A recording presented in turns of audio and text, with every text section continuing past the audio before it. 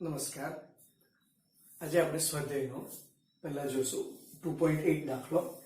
બે પ્લેટ વચ્ચે હવા હોય તેવા સમાંતર પ્લેટ કેપેસિટરમાં દરેક પ્લેટનું ક્ષેત્રફળ 6 × 10⁻³ મીટર સ્ક્વેર આપેલું છે. એટલે આપણે તે લખીએ કે A is equal to 6 × 10⁻³ metre square અને બે પ્લેટ વચ્ચેનું અંતર small d is equal to 3 millimetre એટલે કે 3 × 10⁻³ મીટર. આ કેપેસિટરનું કેપેસિટન્સ ગણવાનું છે. એ કેપેસિટન્સને આપણે C0 કહીશું. બરાબર છે. મૂળ કેપેસિટન્સ છે, શૂન્યાવકાશમાં અથવા તો હવાની હાજરીમાં છે. જો આ કેપેસિટરને 100 વોલ્ટ સપ્લાય સાથે જોડવામાં એટલે સપ્લાય વોલ્ટેજ V બરાબર 100 વોલ્ટ હોય તો તેની દરેક પ્લેટ પરનો વિદ્યુતભાર એને આપણે કહીશું Q0. એ શોધવું છે આપણે. બરાબર છે. તો મૂળ કેપેસિટન્સ એટલે કે જ્યારે કેપેસિટરની બે પ્લેટ વચ્ચે હવા હોય ત્યારે capacitance C0 is equal to ε0A/d.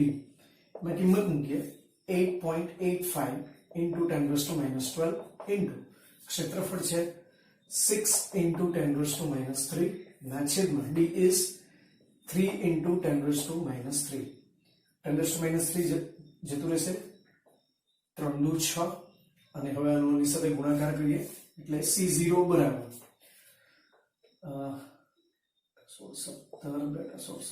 17.70 × 10⁻12 capacitance નો એકમ ફેરાડ એટલે આ જવાબ આવશે. હવે શું પૂછે છે કે હવે તેને 100 વોલ્ટ સપ્લાય સાથે જોડવામાં આવે તો પ્લેટ પર વિદ્યુતભાર કેટલો?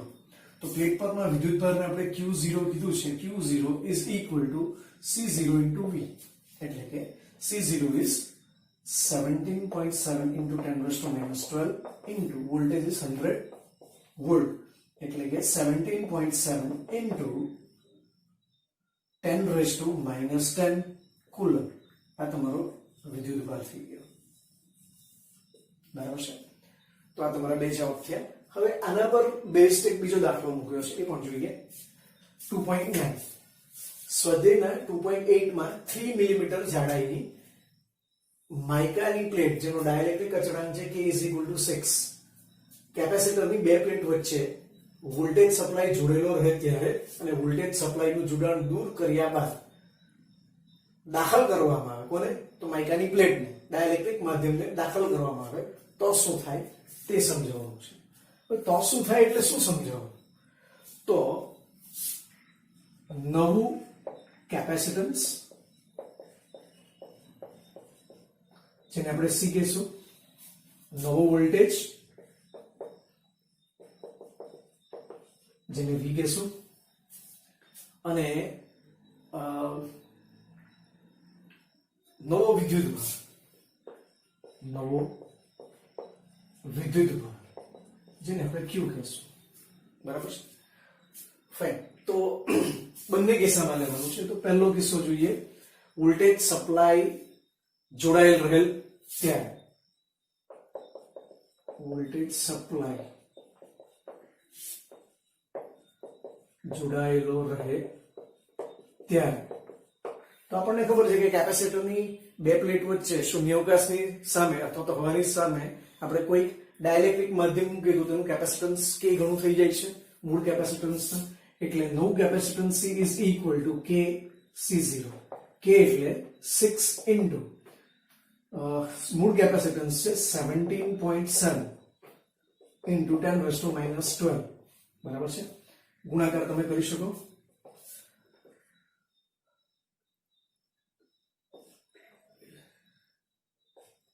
$106.2 × 10⁻12 ફેરાડ.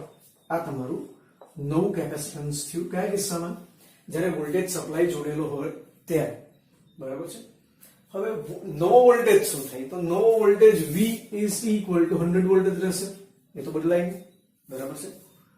નવો વિદ્યુતભાર Q is equal to નવું કેપેસિટન્સ C × વોલ્ટેજ એટલે કે નવું કેપેસિટન્સ છે 106.2 × 10⁻12 × V is 100.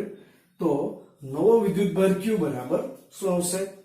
106.2 into 10 raised to minus 10 coulomb. બરાબર છે. હવે બીજો કિસ્સો લઈએ કે વોલ્ટેજ સપ્લાય નું જોડાણ દૂર કર્યા બાદ વોલ્ટેજ સપ્લાય નું જોડાણ દૂર કર્યા બાદ એટલે કે હવે કેપેસિટરને સમાંતર આપણે કોઈ ઉદ્ગમ જોડેલું નથી. હવે ઉદ્ગમ ન જોડેલું એટલે પહેલું યાદ રાખવાનું કે જ્યારે કેપેસિટર સાથે જે ઉદ્ગમ છે એ આપણે બહાર કાઢી નાખીએ. પહેલા બહાર કાઢવાનું છે, પછી માઇકાની પ્લેટ અંદર નાખવાની છે. હવે બરાબર ધ્યાન રાખવાનું કે કેપેસિટર પરનો વિદ્યુતભાર ત્યારે જ બદલાય જો વોલ્ટેજ સપ્લાય નો વોલ્ટેજ બદલાય. બરાબર છે. હવે એક વખત તો કેપેસિટર ચાર્જ થઈ ગયું છે અને તેના પરનો વિદ્યુતભાર કેટલો આવી ગયો છે 17.7 into 10 - 10 કુલમ આવી ગયો છે. તમે વોલ્ટેજ સપ્લાય દૂર કરી દીધી. હવે માઇકાને એટલે કે અવાહક માધ્યમને તમે અંદર નાખો છો, ડાઇલેક્ટ્રિકને નાખો છો તો વિદ્યુતભાર બદલાશે નહીં. એટલે શું થશે? Q is equal to Q0 બરાબર 17.7 into 10 - 10 કુલમ. બરાબર છે. કેપેસિટન્સ એ તો બદલાશે. બરાબર છે. કેપેસિટન્સ કેટલું થશે? તો C is equal to Kc again Kc0 એટલે હું ડાયરેક્ટ જવાબ લખું છું આના પરથી 106.2 into 10 - 12 ફેરેડ. હવે નવો વિદ્યુતભાર, આ કિસ્સામાં નવો વિદ્યુતભાર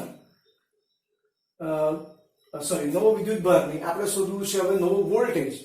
નવો voltage V is equal to જે વિદ્યુતભાર Q છે અને તેને C વડે આપણે ભાગી નાખીએ, Q by C એટલે કે 17.7 into 10 - 10 divide by 106.2 into 10 - 12. બરાબર છે. કેલ્ક્યુલેટર પર તેની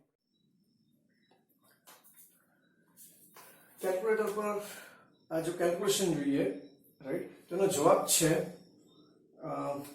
17.7 divided by 106 is equal to 16.698.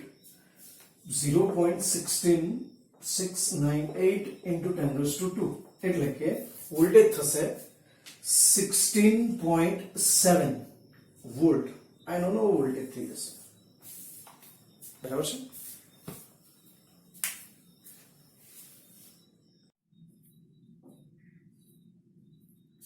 નમસ્કાર વિદ્યાર્થી મિત્રો, આગળનો દાખલો જોઈએ 2.10.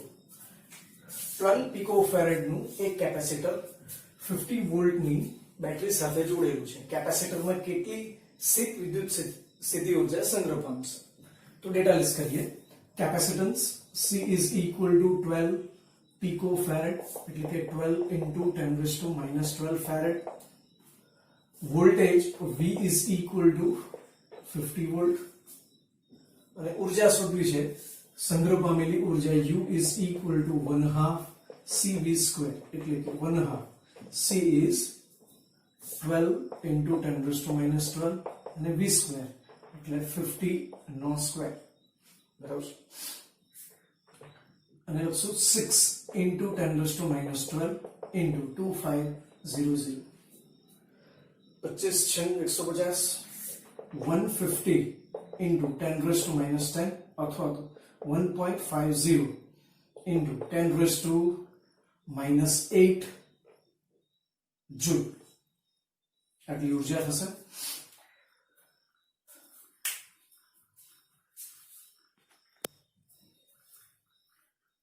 હવે એના પછીનો દાખલો જોઈએ 2.11. 600 પિકોફેરેડ નું એક કેપેસિટર 200 વોલ્ટ ના સપ્લાય વડે વિદ્યુતભારિત કરેલું છે. પછી તેનું સપ્લાય સાથે જોડાણ દૂર કરવામાં આવે છે અને બીજા વિદ્યુતભારિત ન હોય તેવા 600 પિકોફેરેડના કેપેસિટર સાથે જોડવામાં આવે છે. આ પ્રક્રિયામાં કેટલી ઉર્જા ગુમાવાઈ હશે?